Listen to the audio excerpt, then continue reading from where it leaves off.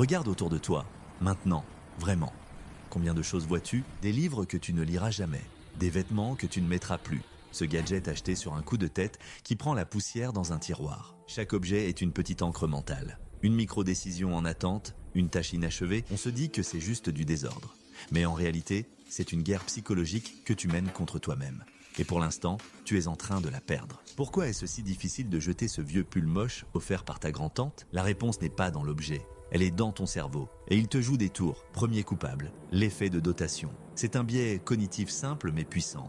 On attribue plus de valeur à une chose simplement parce qu'on la possède. Dans une fameuse expérience, des chercheurs ont donné une tasse à la moitié d'un groupe. L'autre moitié n'a rien reçu. Ensuite, ils ont demandé aux propriétaires à quel prix ils la vendraient et aux non-propriétaires combien ils paieraient pour l'acheter. Résultat, les propriétaires demandaient en moyenne 2 fois plus que ce que les acheteurs étaient prêts à payer pour la même tasse. Ce n'est plus une tasse, c'est ta tasse. Ton cerveau a créé un lien émotionnel, augmentant sa valeur perçue de manière totalement irrationnelle. C'est pour ça que tu gardes ces vieux jeans qui ne te vont plus. Ce ne sont pas des jeans, ce sont un souvenir de la personne que tu étais. Deuxième ennemi, l'aversion à la perte. Psychologiquement, la douleur de perdre quelque chose est environ 2 fois plus forte que le plaisir de gagner la même chose. Ton cerveau est câblé pour éviter la perte à tout prix. Jeter un objet, même inutile, active les mêmes zones cérébrales que la douleur physique. Penser « et si j'en ai besoin un jour ?» est une manifestation de l'aversion à la perte. Tu ne te concentres pas sur la liberté que tu gagnes, mais sur la perte potentielle et improbable. C'est la tyrannie du « au cas où ». Cette boîte de câbles non identifiée, c'est de l'aversion à la perte enroulée sur elle-même. Troisième piège, le biais des coûts irrécupérables. C'est quand on continue d'investir du temps, de l'argent ou de l'énergie dans quelque chose simplement parce qu'on a déjà investi. Tu as payé cher pour ce livre sur la physique quantique que tu ne comprends pas, tu le gardes sur ton étagère pour justifier ton achat. L'abandonner serait admettre une erreur. Le fait est que l'argent est déjà dépensé, le temps est déjà perdu. Conserver l'objet ne te rendra ni ton argent, ni ton temps. Ça ne fait qu'occuper de l'espace. Enfin, il y a la fatigue décisionnelle. Chaque jour, ton cerveau a une quantité limitée d'énergie pour prendre des décisions. Choisir tes vêtements, décider quoi faire de ce vieux ticket de concert, ou ranger ce souvenir, chaque objet est une micro-décision. À la fin de la journée, ton cerveau est épuisé.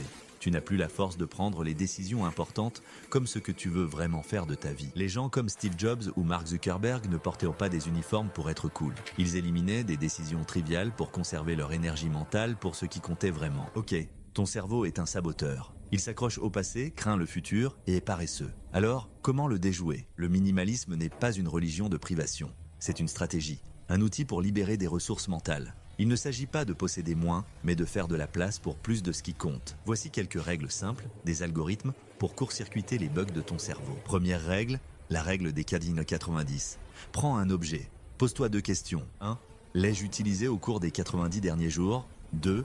Vais-je l'utiliser dans les 90 prochains jours? Si la réponse est non aux 2 questions, tu as la permission de t'en débarrasser. Pas d'émotion, pas de « au cas où ». C'est binaire, c'est logique. Cette règle court-circuite l'effet de dotation et l'aversion à la perte en se concentrant sur l'utilité réelle et immédiate, pas sur une valeur sentimentale ou une peur future. Deuxième règle, le concept du contenant. Au lieu de te demander quoi jeter, fixe des limites physiques. Par exemple, tous tes souvenirs doivent tenir dans une boîte, tous tes produits de salle de bain sur une étagère, tous tes stylos dans un pot. La règle est simple. Si tu achètes quelque chose de nouveau, quelque chose d'ancien doit partir pour lui faire de la place. Un entrant, un sortant, cette méthode transforme le désencombrement en un jeu de gestion des ressources. Tu deviens le conservateur de ta propre vie, pas un simple accumulateur. Troisième règle, l'hygiène numérique. Le désordre n'est pas que physique. Ton téléphone et ton ordinateur sont des champs de mine pour la fatigue décisionnelle. Désabonne-toi des newsletters que tu ne lis pas. Supprime les applications que tu n'as pas ouvertes ce mois-ci. Coupe les notifications non essentielles. Chaque notification que tu ignores est une micro-décision qui draine ton énergie.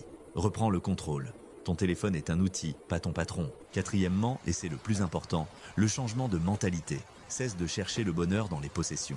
Il ne s'y trouve pas. Les études sont claires, l'argent dépensé pour des expériences, un voyage, un cours, un dîner avec des amis, apporte un bonheur plus durable que l'argent dépensé pour des biens matériels. Une nouvelle voiture devient juste une voiture après une semaine. Mais le souvenir d'une randonnée en montagne, il peut prendre de la valeur avec le temps. Le minimalisme n'est pas la destination, c'est le véhicule. C'est l'outil qui te débarrasse du superflu pour que tu puisses enfin voir ce qui est essentiel. Il s'agit de troquer le stress de la possession contre la liberté de l'intention, de choisir délibérément ce que tu laisses entrer dans ta vie, qu'il s'agisse d'un objet, d'une relation ou d'une idée. Commence petit. Choisis un tiroir, un seul, vide-le et ne remets dedans que ce qui est vraiment utile ou ce qui te procure une joie sincère. Ressens cette clarté. Ce petit coin d'ordre dans le chaos, c'est ça, le début. Le but n'est pas d'avoir une maison vide, c'est d'avoir une vie pleine.